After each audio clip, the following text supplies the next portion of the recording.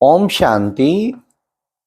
आज सुनते हैं 4 सितंबर 2005 की अव्यक्त मुरली। आज बाबा ने आज की मुरली का टाइटल है शिक्षा के साथ क्षमा और रहम को अपना लो, दुआएं दो, दुआएं लो तो आपका घर आश्रम बन जाएगा। आज की मुरली में 4 क्वेश्चन है। नंबर 1, बाप दादा ने ब्राह्मण जन्म का क्या वरदान दिया है? दूसरा, ब्राह्मण जीवन की रियलिटी, रॉयल्टी एवं पर्सनैलिटी क्या है? तीसरा, खजानों को बढ़ाने की विधि क्या है? लास्ट, सहज पुरुषार्थ की सहज विधि क्या है?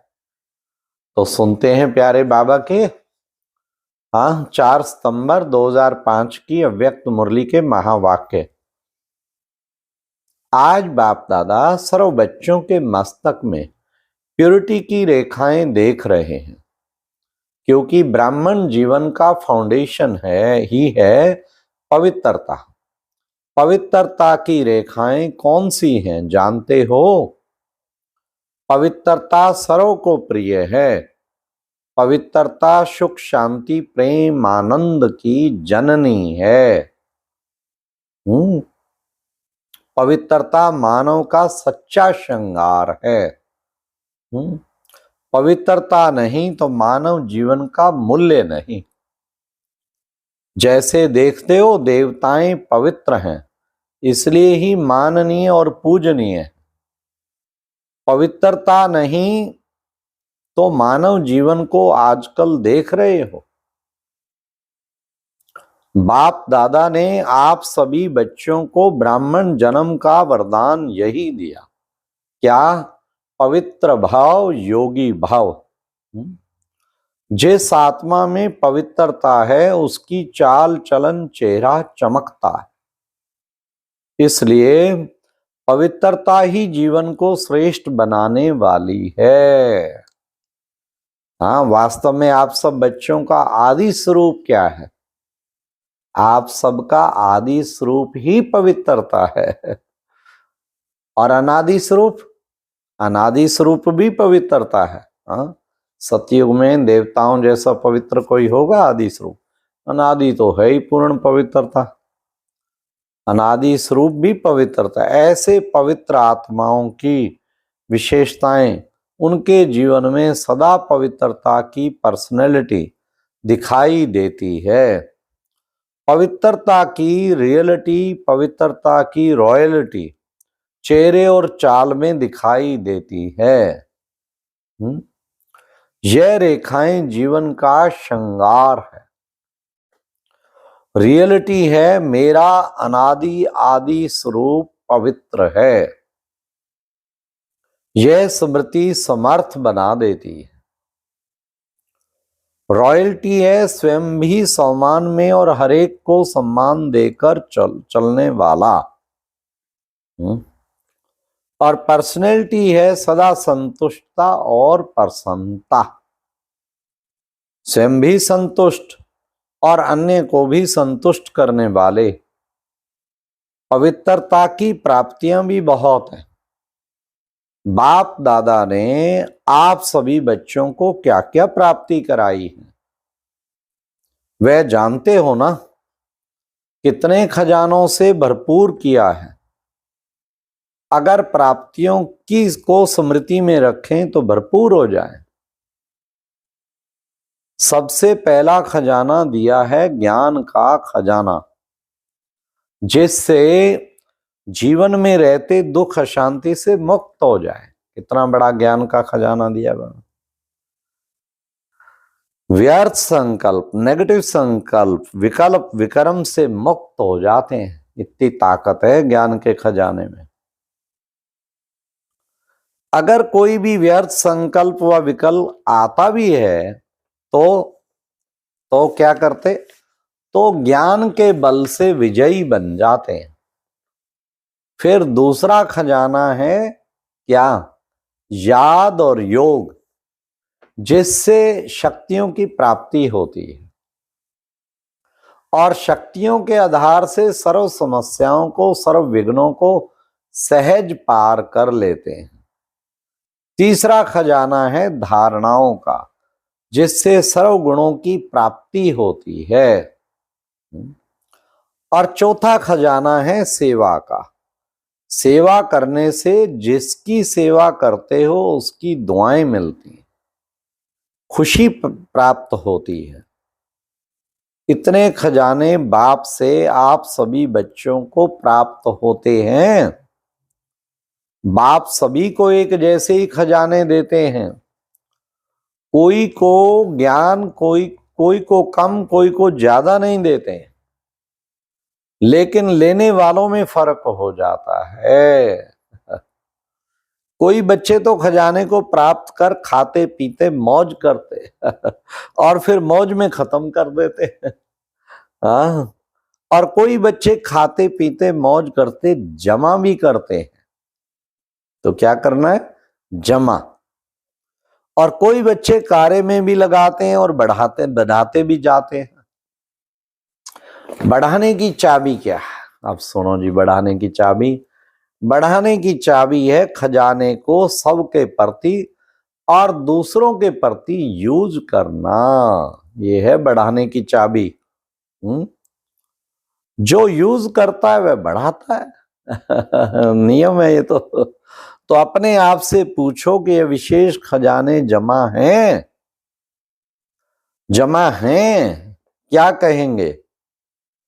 हो या थोड़ा थोड़ा?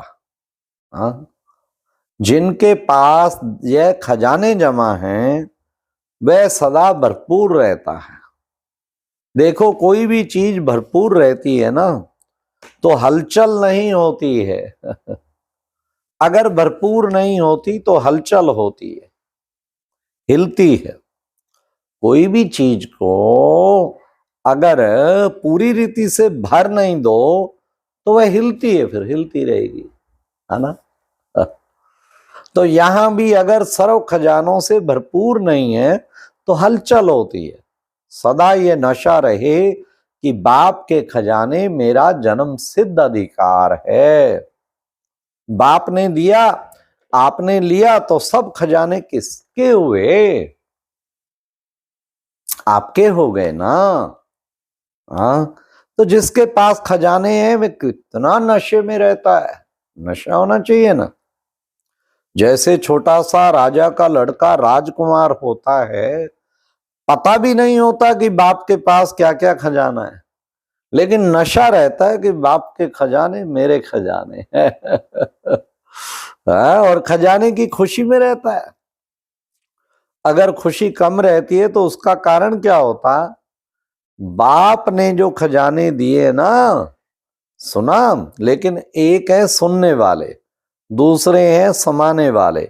जो समाने वाले हैं वो ही नशे में रहते हैं। खाली सुन लेना उससे तो बात नहीं बनेगी ना। आज नए नए बच्चे भी आए हैं। बाप दादा आप लक्की बच्चों को आप सबके भाग्य की मुबारक देते हैं। अपने भाग्य को पहचाना है ना। परमात्म प्यार, अविनाशी प्यार जो सिर्फ एक जन्म नहीं चलता, अनेक जन्म सदा ही प्यार कायम रहता है। क्योंकि यह जो समय चल रहा है यह समय भी संगम युग, भाग्यवान युग है। सतयुग को ही भी भाग्यवान कहते हैं, लेकिन वर्तमान संगम युग का समय उससे भी ज्यादा भाग्यवान है। क्यों? इस संगम युग में ही बाप द्वारा अखंड भाग्य का वरदान वर्षा प्राप्त हो रहा है। तो ऐसे संगम युग में भाग्यवान समय में आप सभी अपना भाग्य लेने के लिए पहुंच गए हो ना। बाप दादा बच्चों को बहुत एक सहज पुरुषार्थ की विधि सुनाते हैं। हाँ सुनिए, सहज चाहते हो ना, मुश्किल तो नहीं चाहते हो ना। इन बच्चों को तो भाग्य की सहज विधि मिल गई है। मिली है ना। सबसे सहज, और कुछ भी नहीं करना। सिर्फ एक बात करना, एक बात तो कर सकते हो ना। क्या करना है? हाँ करो या ना करो, कहो हाँ जी। तो सबसे सहज विधि है, अमृत वेले से लेके सबको जो भी मिले उससे दुआएं लो और दुआएं दो। हाँ, एक ही सहज पुरुषार्थ की बाबा ने विधि बता दी है। चाहे क्रोधी भी आवे लेकिन आप उसको भी दुआएं दो और दुआएं लो, क्योंकि दुआएं तीव्र पुरुषार्थ का बहुत सहज यंत्र है। जैसे साइंस में रॉकेट है ना, तो कितना जल्दी कार्य कर लेता है, ऐसे दुआएं देना दुआएं लेना यह भी एक बहुत सहज साधन आगे बढ़ने का। अमृत वेले बाप से सहज याद से दुआएं लो और सारा दिन दुआएं दो और दुआएं लो। ये कर सकते हो? कर सकते हो तो हाथ उठाओ। कोई बद्दुआ दे तो क्या करेंगे? आपको बार बार तंग करे तो देखो, आप परमात्मा के बच्चे, दाता के बच्चे, दाता हो ना, मास्टर दाता हो ना, तो दाता का काम क्या होता है? देना। तो सबसे अच्छी से अच्छी चीज है दुआएं देना, कैसा भी व्यक्ति हो, लेकिन है तो आपका भाई बहन ना। परमात्मा के बच्चे तो भाई बहन है ना। तो परमात्मा का बच्चा है, मेरा ईश्वरीय भाई है, ईश्वरीय बहन है, उसको क्या देंगे? बद्दुआ देंगे क्या? बाप कभी बद्दुआ देता है? ना बाबा। देगा? देता है? हाँ या ना? हाँ ना करो, बहुत खुश रहेंगे। क्यों? अगर बद्दुआ वाले को भी आप दुआ देंगे, वह दे ना दे, लेकिन आप दुआ लेंगे तो दुख क्या क्यों होगा? बाप दादा आप आए हुए बच्चों को एक वरदान देता है, वरदान याद रखेंगे तो खुश रहेंगे, वरदान सुनेंगे। वरदान है, अगर आपको कोई दुख दे तो आप दुख लेना नहीं, वह दे लेकिन आप नहीं लेना। क्योंकि देने वाले ने दिया, लेकिन लेने वाले तो आप हो ना। देने वाला लेने वाला नहीं है। अगर वह बुरी चीज देता है, दुख देता है, शांति देता है, तो बुरी चीज है ना। तो आपको दुख पसंद है? नहीं पसंद ना, तो बुरी चीज हो गई ना। तो बुरी चीज ली जाती है क्या? कोई आपको कोई बुरी चीज देवे, आप ले लेंगे? नहीं लेंगे ना। अगर दुख ले लेते हो तो दुखी कौन होता है? आप होते हैं या वह होता है? लेने वाला ज्यादा दुखी होता है। अगर अभी से दुख लेंगे नहीं तो आधा दुख तो आपका दूर हो जाएगा। लेंगे ही नहीं तो, और आप दुख के बजाय उसको सुख देंगे तो दुआएं मिलेंगी ना। तो सुखी भी रहेंगे और दुआओं का खजाना भी भरपूर होता जाएगा। हर आत्मा में कैसी भी हो, आप दुआएं लो।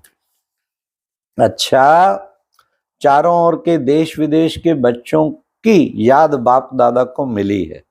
चाहे फोन द्वारा याद भेजी है, चाहे पत्र द्वारा, चाहे दिल में याद किया है।